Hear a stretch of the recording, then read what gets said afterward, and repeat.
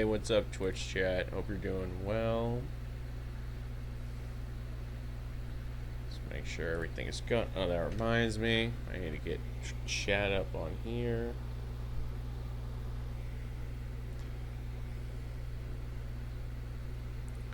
Alright, so for this part of the stream, we're just going to be reacting to the news.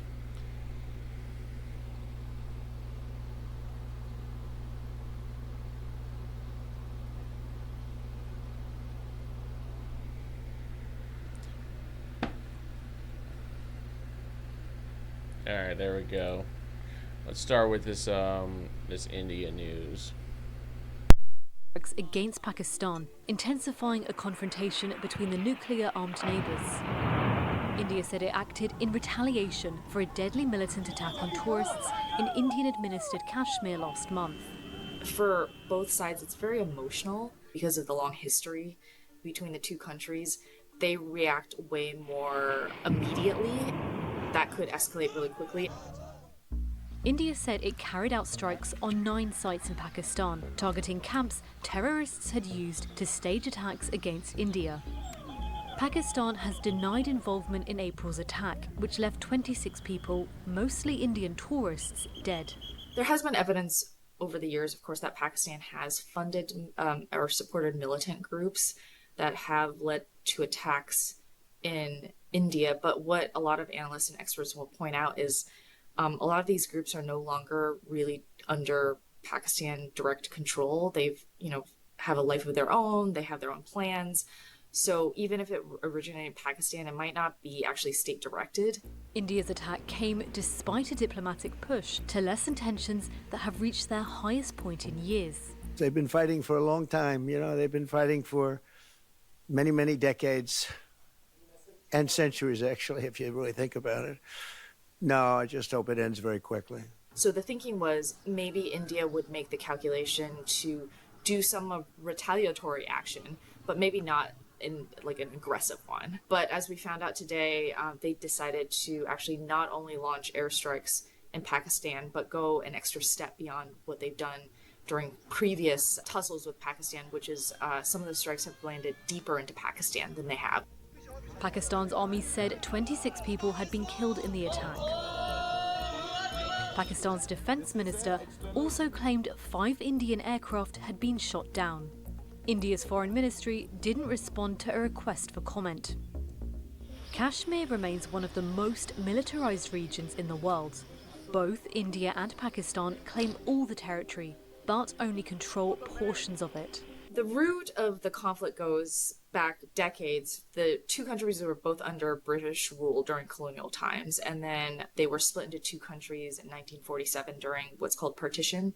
So it became Muslim majority Pakistan and Hindu majority India, but they have been fighting over some territories that were essentially split in half, and the main contested territory is Kashmir. The latest tensions follow years of a frosty peace. But Pakistan has vowed to retaliate. Pakistan reserves the right and will respond to this aggression. Pakistan is definitely going to be forced to retaliate, given that there are deaths. They've come out and said they consider the strikes an act of war by India against Pakistan.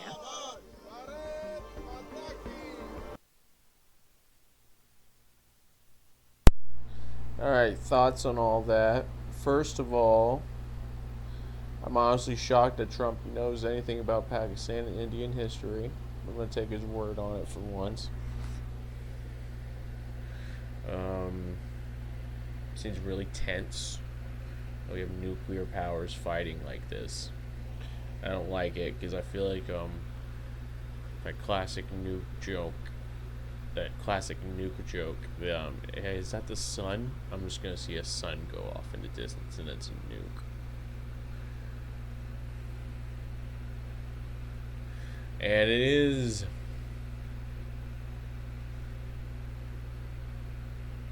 I don't know, it just seems like a frustrating situation to be in, to fight over territory like that for decades now. Or since the British independence or whatever happened, which that was a while back.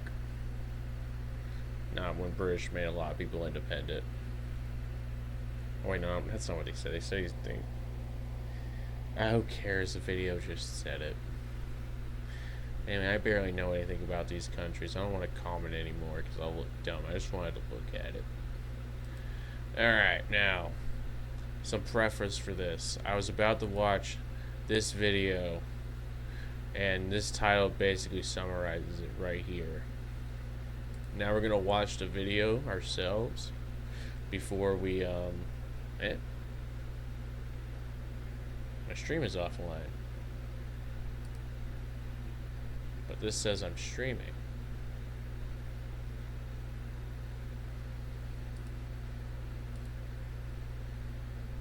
And this says I'm streaming. Yeah. Okay. What's with you? Okay.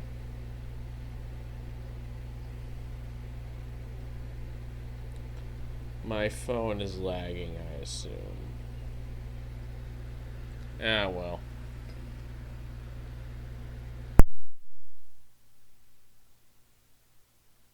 Anyway, I know it's on, so we'll just watch this for now. Hello. Just to be clear for everyone seeing this, I am a version of Chris Pelkey recreated through AI that uses my picture and my voice profile. I was able to be digitally regenerated to share with you today. But here is insight into who I actually was in real life. Take a look. All right, I'm Chris Pelkey. I served with the United States Army in the infantry. I'm from upstate New York. And what else? Where'd you deploy? Where'd I deploy? I went to Baghdad in 2006, 2008, and then I went to Afghanistan in 09 to 10. So I would like to make my own impact statement. So I'm going to ask a question that's going to probably annoy people that I even dare ask, but like, why was that clip there? How was that prepared ahead of time? Like, is there a context they provide for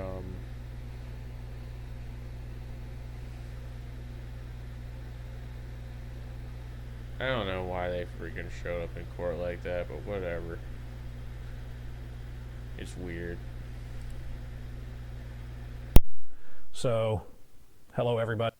It just feels oddly convenient they have that little real life clip of him. I want to know what the origin of that is. Thank you so much for being here today. It means a lot. I can't tell you how humbled I am for those that spoke up for me, everyone who flew in, took off work, those who are watching this remotely, and for everyone who has supported my family and loved ones through 3.5 years and 2 trials. I wish I could be with you all today. To Your Honor, Judge Lang, thank you for making yourself available to see this case to the end, especially when the rescheduled trial conflicted with your daughter's spring break. Thank you for listening to everyone today.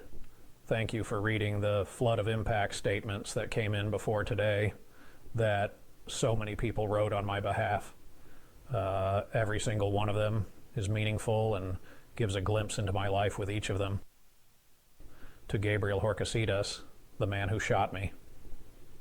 It is a shame we encountered each other that day in those circumstances. In another life, we probably could have been friends.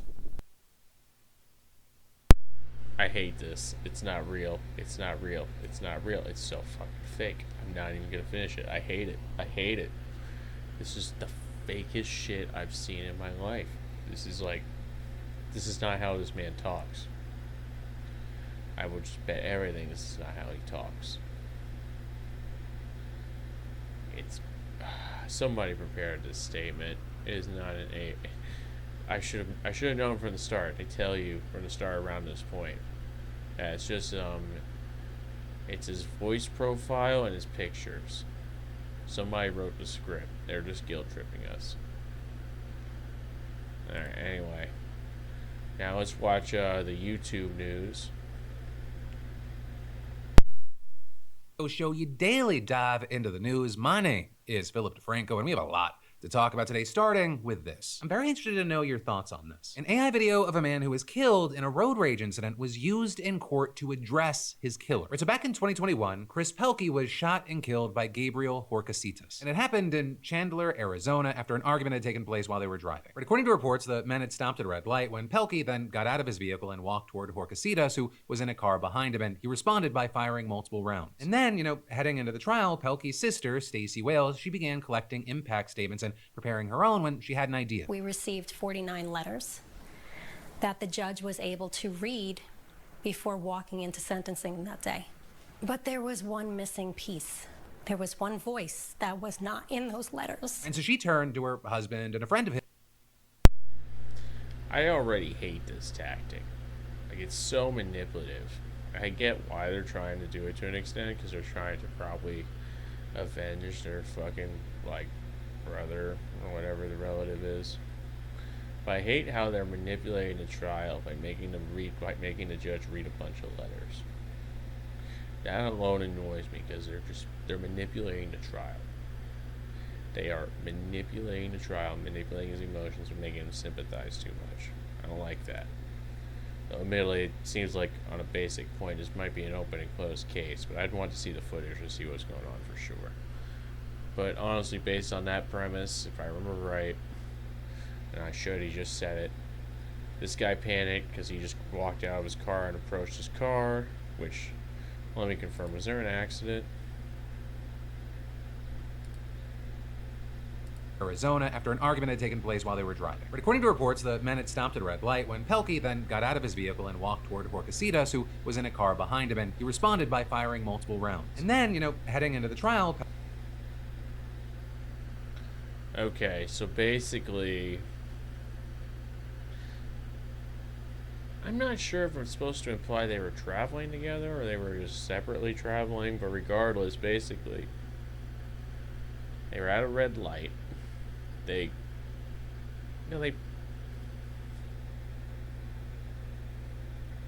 need to learn more. I need to know what triggered the argument. Pelkey's sister, Stacey Wales, she began collecting impact statements and preparing her own when she had an idea. We received 49 letters that the judge was able to his impact statement in a video shown in court, with Stacey further explaining. I have my own thoughts and feelings about how much time I wanted the sentence to be.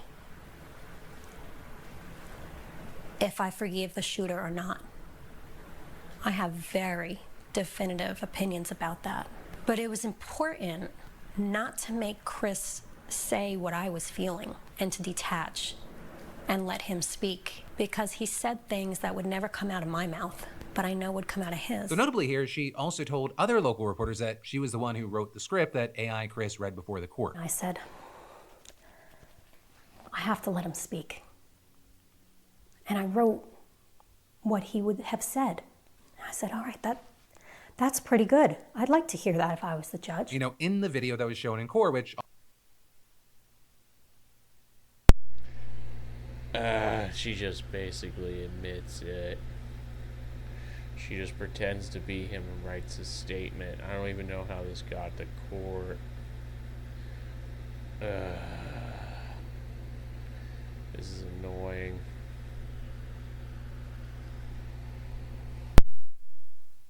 Also included real footage of Chris. The AI rendering thanked everyone who was present at the trial and the judge overseeing the case before addressing Horcasitas directly. To Gabriel Horcasitas, the man who shot me. It is a shame we encountered each other that day in those circumstances. In another life, we probably could have been friends. I believe in forgiveness and in God who forgives. I always have, and I still do. And that AI rendering it seemed to be received very well by many in the courtroom, including Chris's other family members, who Stacey said she had surprised with the video to get their genuine reaction. With her brother John also telling reporters, there was something about seeing Chris and the man that I knew, and the belief that I thought in my head that Chris would have forgiven this guy. But to see his face and to hear his voice say it, just waves of healing washed over my soul, because that was the man that I knew. And it wasn't just the family members. The judge overseeing the case also appeared to be moved by the AI. I love that AI. Thank you for that. I feel that was genuine, that it was obvious forgiveness of Mr. Horcasitas reflects the character I heard about today. In fact, the Pelkeys why were you manipulated?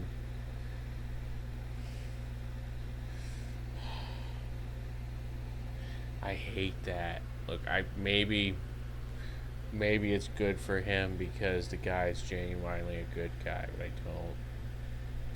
I don't like this fake shit. It's annoying.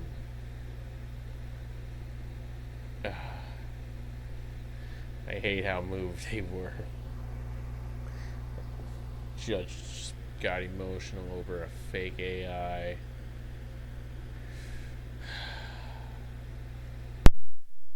His family told reporters that the judge was so moved that he ended up giving Horcasitas a longer sentence, with the judge sentencing him to 10.5 years, even though prosecutors had recommended 9.5. And in addition to this just being a standout situation,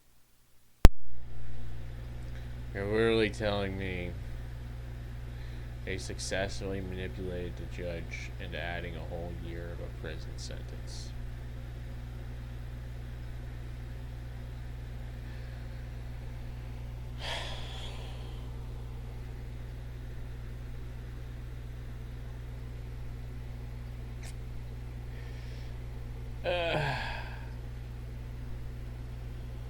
Oh God, what else is he gonna say? I swear to God, I hate humanity right now. it's also historic, with one local report saying it was the first time in Arizona judicial history, and possibly nationwide, that AI has been used to create a deceased victim's own impact statement. But all of this, it comes as the growing use of AI in the court system is becoming a bigger topic. With a Singh, for example, back in March, a man in New York who was representing himself in an employment dispute hearing, trying to use a video of an AI-generated avatar to make his legal case in front of a panel of judges. Though there, I will say, that did not go over too well. I don't appreciate being misled. Shut that off. If you want to have oral argument time, you may stand up and give it to me. So very different from what went down in Pelkey's case, but it also illustrates how the court system has responded to the AI boom with a broad patchwork of differing rules and mixed responses. Because on one hand, you have some courts embracing the use of AI for more administrative tasks or to deliver news of rulings or important opinions. And some state Supreme Courts have issued rules allowing judges and/or lawyers to use AI in their work under certain limited conditions. But then others, they've pushed for more restrictions. Like in Virginia, for example, where lawmakers recently proposed a bill that would regulate the use of AI in courtroom proceedings. And just last week, a federal judicial panel advanced a proposal that would also set rules for the introduction of AI-generated evidence at trial. With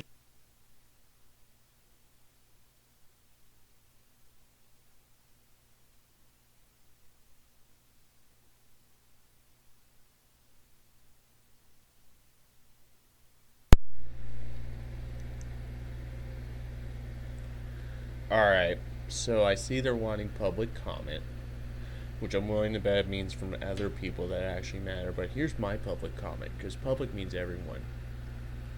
If the AI makes up evidence, it shouldn't count. The only reason I want an evidence bot being used is just to remind me what ways this item violates the law.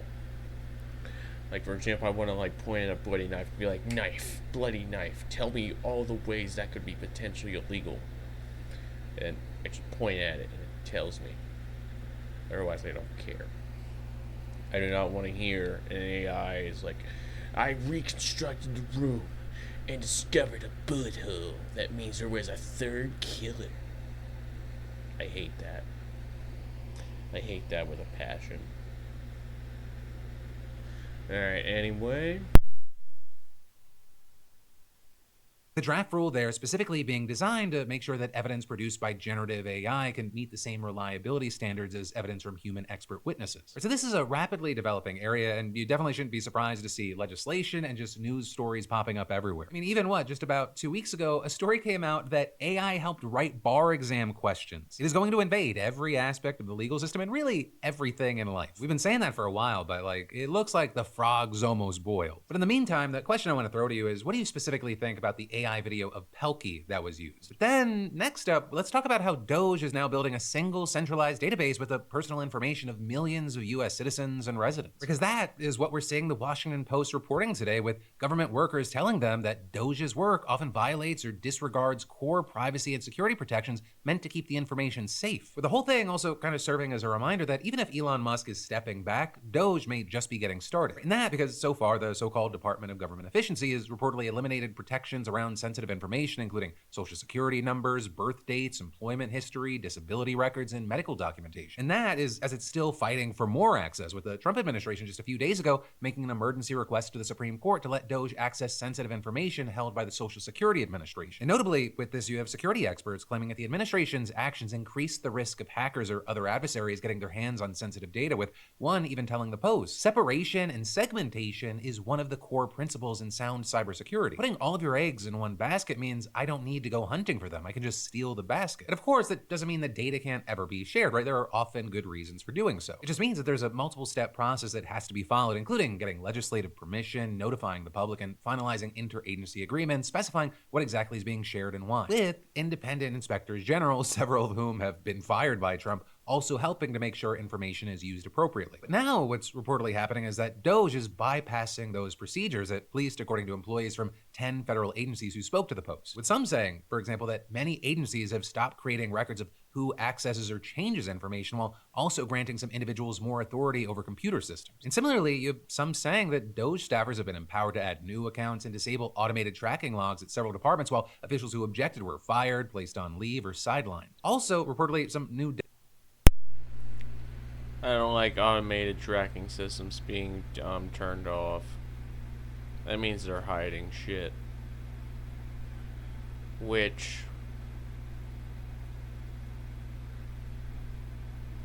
I have very mixed feelings on when it's the guy that's in charge of money trying to hide information.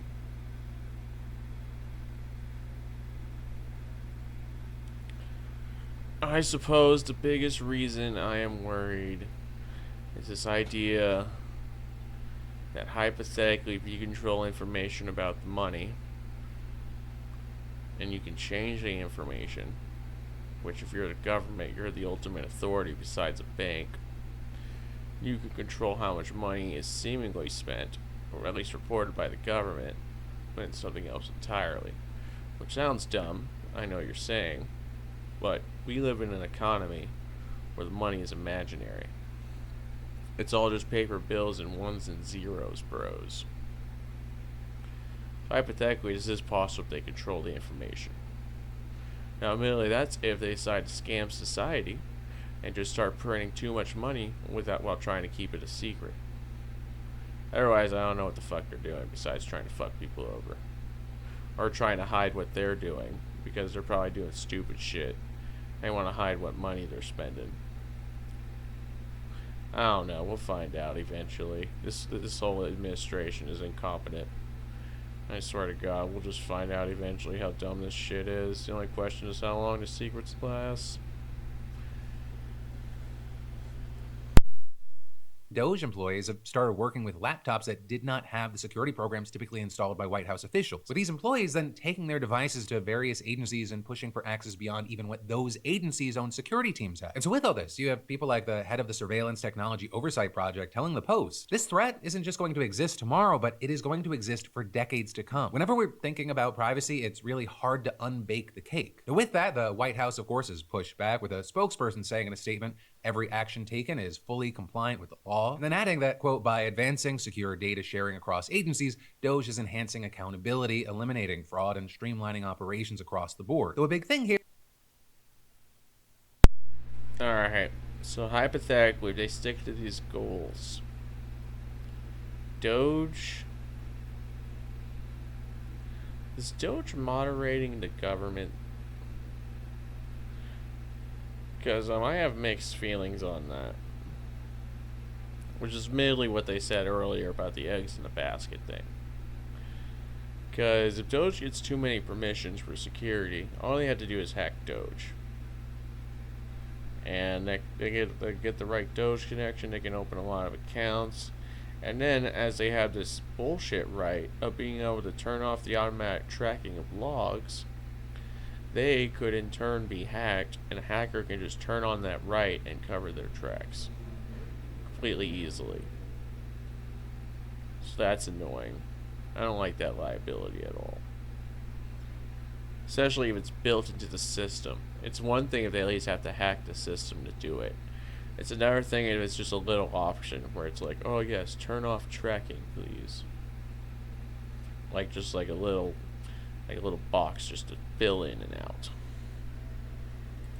Here is that even without the privacy and security concerns of it all, that's up for debate. But a number of experts have actually said that Doge has done major damage. Because, you have Musk, for example, claiming that it saved the government $160 billion. With that number, of course, in dispute, given his past history of making exaggerated and erroneous claims about its success, but also because it doesn't account for the cost of the cuts that he's making. With one recent analysis, for example, finding that Doge's work will cost taxpayers $135 billion this fiscal year. And that, as you have some experts saying that we're still far away from seeing the full impact. With, for example, Martha Gimbel, the head of the Yale Budget Lab, saying things will definitely get worse. And also claiming there that there is waste that Doge could be targeting but doesn't seem interested in. And adding what you have is a relatively expensive exercise in slash and burn that sometime in the future will cost a lot to fix. And with that, Doge's full speed ahead, sledgehammer-like approach to all this, we are also seeing that on display with its use of AI. For instance, just over the past week, Wired reporting that one, a college undergrad was put in charge of using AI to find ways to legally roll back housing regulations, and two, a Doge recruiter is looking to hire new engineers to deploy AI agents across the government with the aim of replacing tens of thousands of federal workers. And this is, you had Reuters reporting earlier this month that Doge was using AI to surveil at least one federal agency's communications for hostility to Trump and his agenda, which is potentially one of the big answers to the question that a lot of people have been asking, and that is, if Doge isn't actually saving money, what is it really doing? And with that, you had analysts at the Libertarian Cato Institute, for example, having come up with 6 possibilities for understanding Doge's action to date. With those including not only that it's trying to purge progressive influence with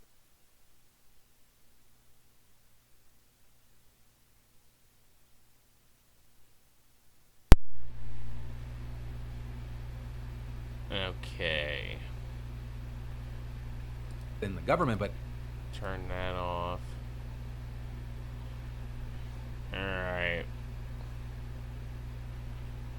So, purge progressive influence. Scaled up public version of Musk's style of corporate restructuring applied to the federal government. Which, based on what we saw with Twitter, is going full Republican, and he's barely doing any rules. That's just the social structure. I'm not going to pretend I know much about how he handles his businesses.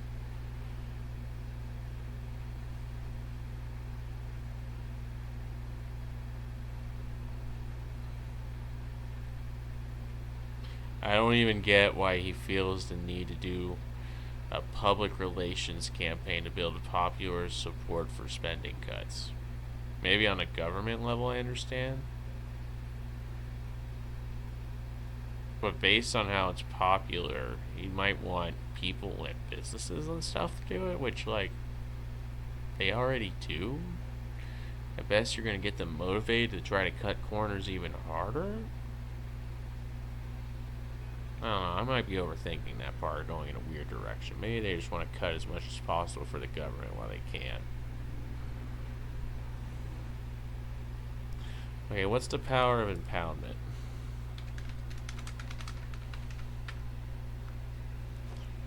Okay.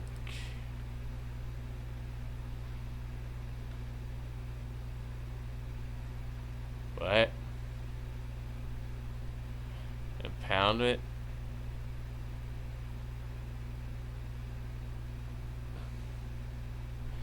You just want to use the right to not spend money?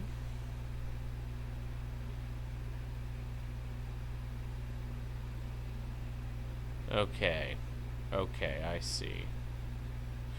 Let me confirm. What does the word rescission mean?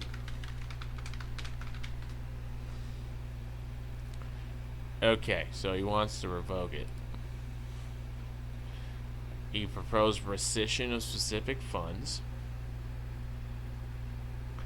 and it has to be approved by both the House of Representatives and the Senate. Which, admittedly, during this time period is probably a good idea. He's got a strong majority in, what is it? The Senate, the House, is it both? Majority in Senate.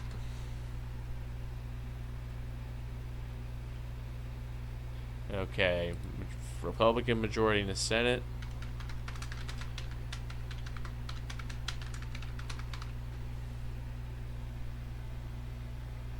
Barely a majority there as well. They got slim majorities in both of them, it seems. At least based on my glances. It's not the worst conditions to flip this over and try to expand impoundment.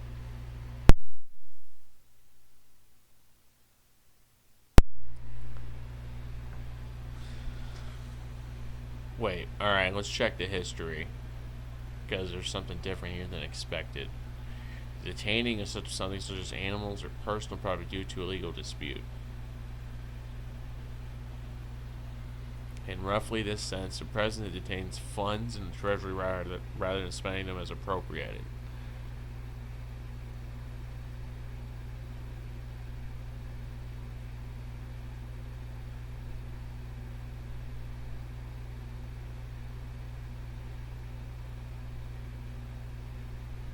Okay. Alright, so it's literally just seizing money and saying no to spending it. So, based on how Doge is hypothetically supposed to increase his power, there are two obvious ways they are going to improve it. There's a bug in my room, by the way. Anyway. Now, the obvious examples are they are going to make it to where they don't have to worry about getting approved by the House of Representatives or the Senate. Now, technically, there is a second way to improve this. Now, actually, there's technically three. Because this doesn't list what the majority needs to be. I think it just needs to be a majority. But I might be wrong. I don't know how the Senate would go. You know what, let me... No, that's... fuck it. Do I even need... I'm not gonna look. I know how it works. It can pass by slim majorities. It's a majority of majority. Anyway. So, first of all, they are going to eliminate one of the people necessary for this. Either they're... or both of them and make it a presidential-only power instead of needing to be checked by the House of Representatives and the Senate within 45 days. Now, option B is that they can force a deadline to be made a lot sooner, because immediately within 45 days, a lot of money can be spent. So he could force a decision on the government, whereas, like I said, 45 days. You have to decide to let me keep the money within 2 weeks or less. I can't think of any other way they can improve the situation, honestly. Alright.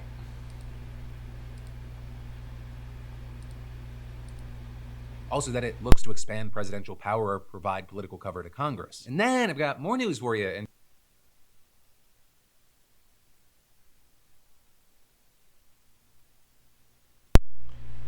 Doge provides political cover for Congress to be even more fiscally irresponsible.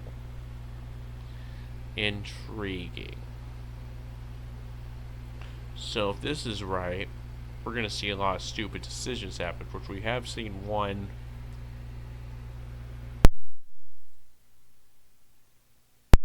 We have seen one intriguing decision happen already, which is the military budget this year.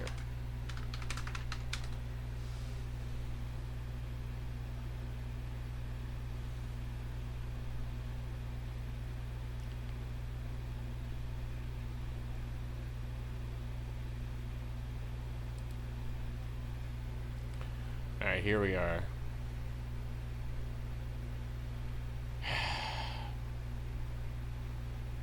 I didn't want to do it this official chat. I wanted a fucking website to tell me. I don't care. Tell the fucking government. I mean, Okay, here we go.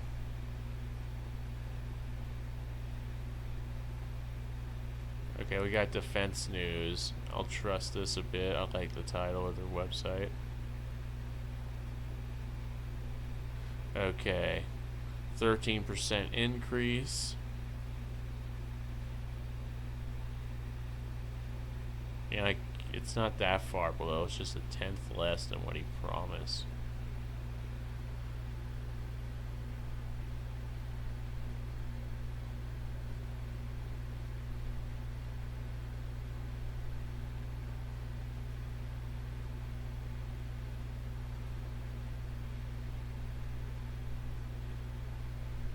Alright.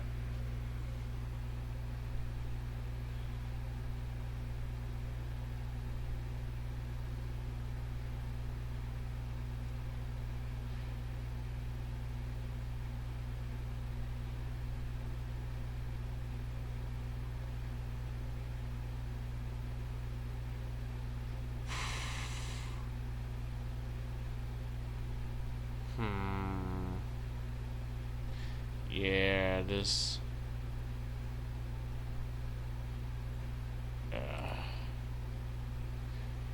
Yeah, it says there's a cut, blah, blah.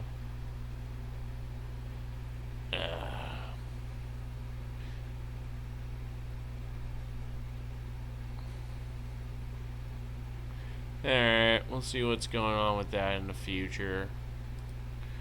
It's large, though. Was it record-breaking? I heard it was record-breaking. I might be wrong.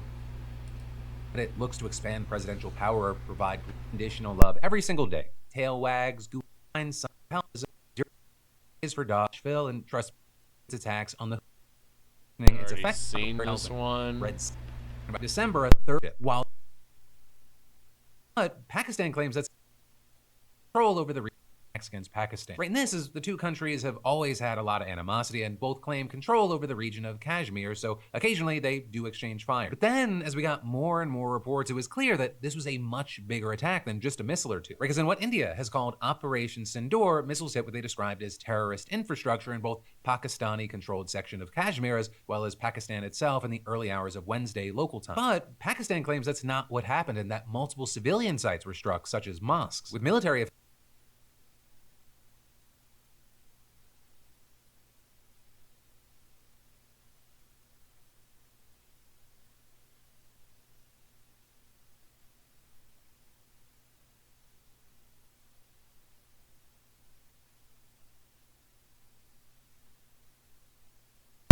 Okay, that little headline's interesting. I'll say that much.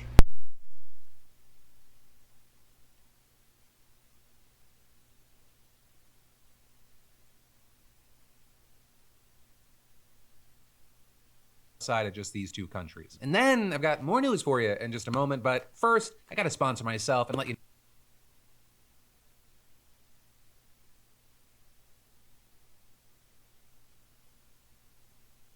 gears to a different kind of news. We have very interesting business and creator news. Right in that, because one of the biggest streamers in the world, Kai Cenat, just launched his Streamer University, which he announced plans for back in February. With him saying at the time, I'm gonna rent out a university over a course of a weekend. It'll be Streaming University, okay? I'm gonna rent it out. I'm going to put out enrolls and applications of people to enroll into the university. No matter if you're big, no matter if you're a small streamer, you can stream the entire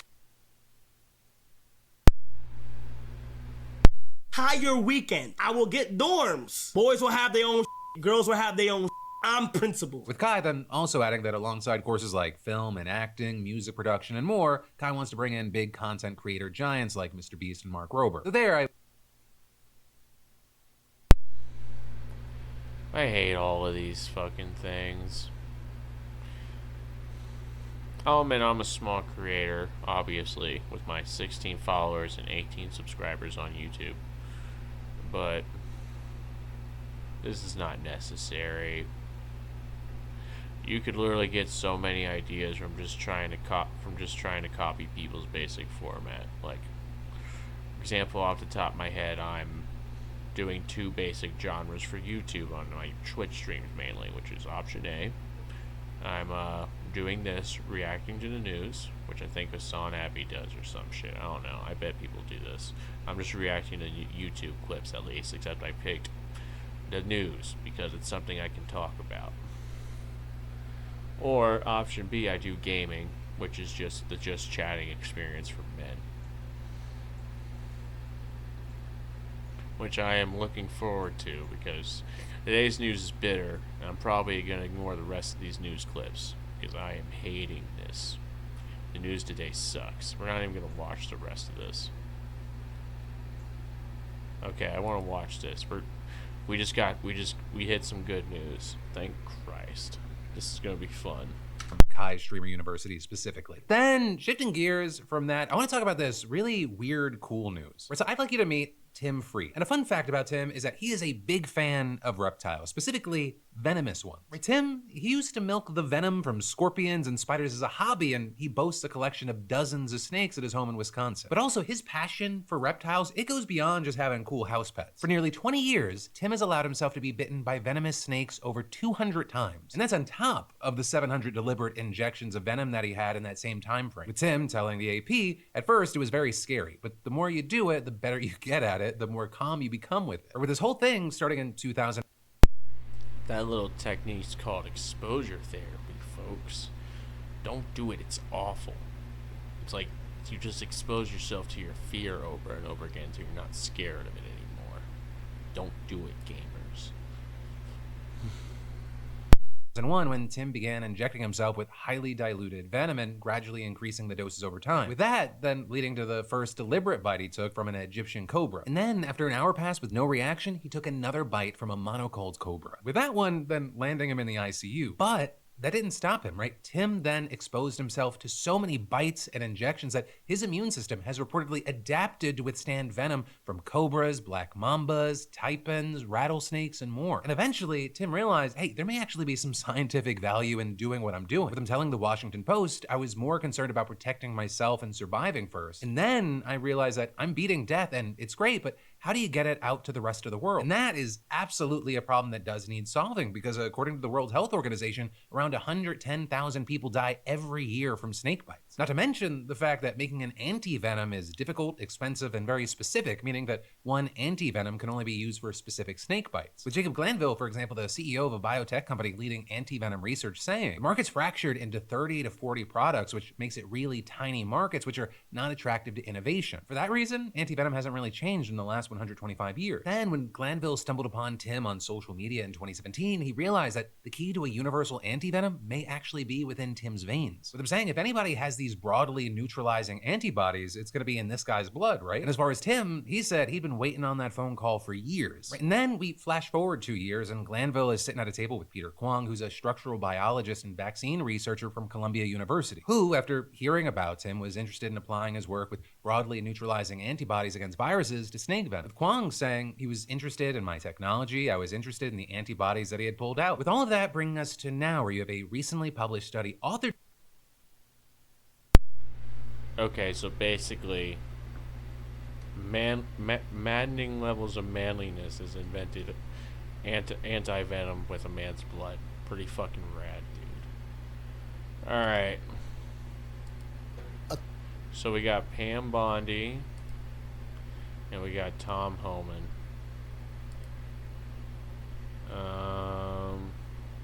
Basically, it's the same video from two different points of view, both from Fox. I've seen Tom Homan before. Let's do Pam Bondi. We'll take a peek at Tom Homan, maybe. Actually, you know, now that I think about it... Oh, she's the Attorney General. Sure, I'll let her explain why this is all illegal. Attorney General Pam Bondi announcing the largest fentanyl bust in our nation's history. Let's take a look at what they're finding. And there is really a story here at the West. As you know, people cross the border. A lot of the cartel activity is there. And now they're flooding those drugs to the West. Look at Las Vegas.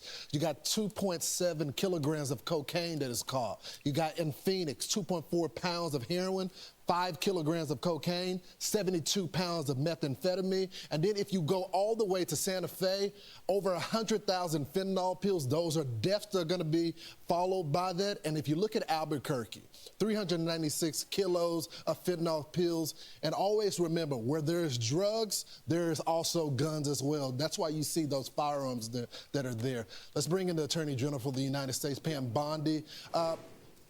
Madam Attorney General, thanks so much for joining the program. I just got to ask you the question. When you look at all of those fentanyl pills and the pounds and the kilos there, when you transfer that to the amount of deaths that could have happened in our country, how many people are we talking about? So Lawrence, they seized 3 million fentanyl pills in that raid, and your graphic was just amazing what you showed. 3 million fentanyl pills, countless lives. Each pill had the potential to kill a human being, a human life, an American life. And that's why it's so deadly. I've been carrying around a little vial with fake fentanyl in it, the amount it takes to kill you, and it looks like a couple grains of salt, Lawrence. That's all it takes to kill you. They're mixing this stuff up. The precursors are made in China. They're sending it to Mexico. It's coming through our country in all different ways, and now through India, now through the northern border. They're attempting through the mail, all different ways. But this stuff had been in our country when our borders were wide open. The main leader, you showed Salem, Oregon. That's where he was located, Sanchez Arroyo. He was the main leader of this gang. They're all Sinaloa cartel. He had drugs in 4 other states. You showed Colorado, Phoenix, Albuquerque, New Mexico. That's where all these pills were located. 49 firearms and almost $5 million in cash was seized as a result of this raid. That's the worst guy on the bottom right there in the graphic you just showed. But all of those people work for them. 6 of them were illegal aliens, all of them Sinaloa cartel members, worst of the worst, and Donald Trump took them off the streets and saved countless lives. And Madam Attorney General, this is the criminal enterprise up the border, crossing the individuals off. You got the human bodies, human trafficking, the drugs, and the guns as well. It's one enterprise. I want to talk about another investigation that your FBI has opened up into the 764, these predators online. What can you tell us about it? Yeah, and thanks for bringing that up. That's so important, Lawrence. This is where, if I said from instant message to instant nightmare, parents need to monitor what your kids are doing on the internet. Your kids have no right to privacy on the internet. These monsters, we just arrested 2. They were Americans, but they were hiding out in Greece. They're going after our kids on social media platforms, on gaming sites, on any way they're on the internet. They're targeting our children, and what they're doing is they're infiltrating our society. It's the darkest of the dark. They're getting children to self-mutilate. They're getting children to abuse animals and then in turn abuse others. It's a horrific thing, and there are countless victims throughout this country. You're going to hear at 10:45 today, Director Patel and I are making an announcement about a separate. Well, that is a very disturbing series of crimes they've accused people of. It seemed standard at first, the usual crimes, until we got to the point they were bullying people into committing crimes, or manipulating them. Bullying and manipulation, probably. Which is extremely concerning. Child exploitation ring, completely separate from this, but yeah, 764, our FBI, they've been on it. They've been arresting these guys. They've been monitoring it. It's the darkest of the dark, but children are getting recruited on the internet from being on games, social media, any kind of social media platform. Parents, you've got to monitor what your kids are doing, because they think they're talking to other children, and they're not. They're talking to monsters often. That's exactly right. You got to be all in your children's business to figure out what's going on, who they're talking to. I want to bring you, speaking of children, they told us that Trinidad and Tobago was just in a few apartment complexes, but it looks like they're all over the country, including New York City. A 12-year-old, an entire gang attacked our cops here in New York City. And then they just released them. What are you going to be doing to get these folks behind prison walls? Because apparently they're just released in New York City. Yeah, And Lawrence, that's such a shame that they're doing that. It's endangering the lives of citizens, and it's endangering the lives of law enforcement officers when they're doing this. You can't comprehend that cities and states would be so demented to do something like this, to let these violent criminals. Tren de Agua is a terrorist organization. Sinaloa is a terrorist organization. MS-13 is a terrorist organization for a reason. They are highly organized. They are highly violent. They're targeting Americans. They're killing Americans. They're raping Americans. They're bringing guns into this country, no longer under Donald Trump. And we will bring in any resources. Homeland Security Director Noem has been amazing, working with ICE, Tom Homan, and all of our DEI, FBI agents, ATF agents, U.S. Marshals, working hand in hand. We will get these people off our streets. Lord. One sec. I was paying attention to the woman ranting, but I want to pay attention more to this fight now because it looks weird.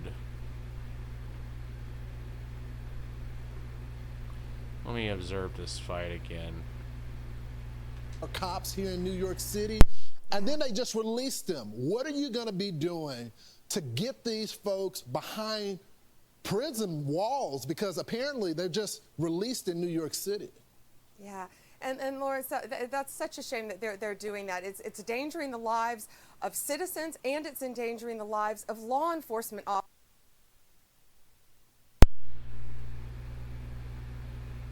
These fuckers are fighting like kids. I mean, at least we're lucky they didn't have any real weapons unless they were rocks and shit. I saw one. Did one of them throw a fucking basketball? It's endangering the lives of citizens, and it's endangering the lives of law enforcement officers when they're doing this. You can't comprehend that cities and states would be so demented to do something like this, to let these violent criminals. Tren de Agua is a terrorist organization. Sinaloa is a terrorist organization. MS-13 is a terrorist organization for a reason. They are highly organized. They are highly violent. They're targeting Americans. They're killing Americans. They're raping Americans. They're bringing guns into this country, no longer under Donald Trump. And we will bring in any resources. Homeland Security Director Noem has been amazing, working with ICE, Tom Homan, and all of our DEI, FBI agents, ATF agents, U.S. Marshals, working hand in hand. We will get these people off our streets.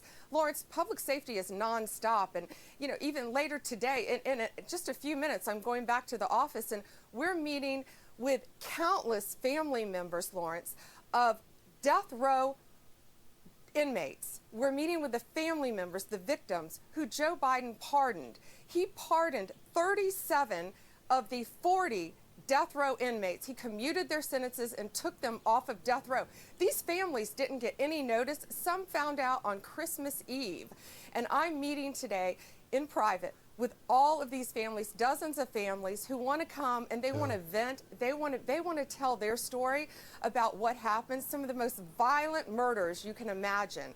And Donald Trump now is seeking the death penalty again on new homicides. We've sought 4 since he's been in office, and there will be more. Well, Madam, but, we have victims all over the country, Lawrence. Yeah, well, I'm just glad that the Department of Justice, the FBI, Homeland Security is starting to focus on the victims again and not the criminals. These people just running our country. I'm glad that the president is sending a strong message. We appreciate your service, Madam Attorney General. Thank you so much. Thank you, Lawrence. Thank you for caring. You got it, of course. And a manhunt is underway for a group of alleged Tren de Agua gang suspects, accused of attacking NYPD officers in Times Square. You can see it right there.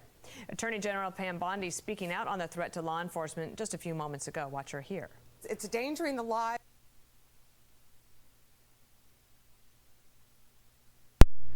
That was just a repeat. Let's see what Tom Homan says now. Joining me now is Tom Homan. White House borders are. Tom, it's great to see you. I've got to ask you about the breaking news that we played at the top of the show, replayed in the angle, the video of this this illegal alien gang and all teens attacking police in Times Square. They're not even trying to hide it. We were told they're part of this group called Los Diablos 42, kind of an offshoot of TDA. What can you tell us? I fucking knew they were fighting like kids. They didn't have any real weapons. Fucking dumbasses. That's why they all got released. They're a bunch of fucking kids. We're too soft on the kids. Swear to God. Better learn. I don't even.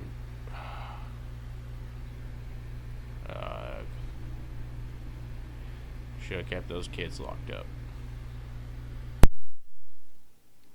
Well, yeah, I mean, these people are in the country illegally, and the first thing the police commissioner did up there is he's ordered an internal affairs investigation on it. Did someone call ICE? Because we happen to be at the precinct where some of these people were being processed by happenstance, but all of a sudden now there's a internal affairs investigation. Who called ICE?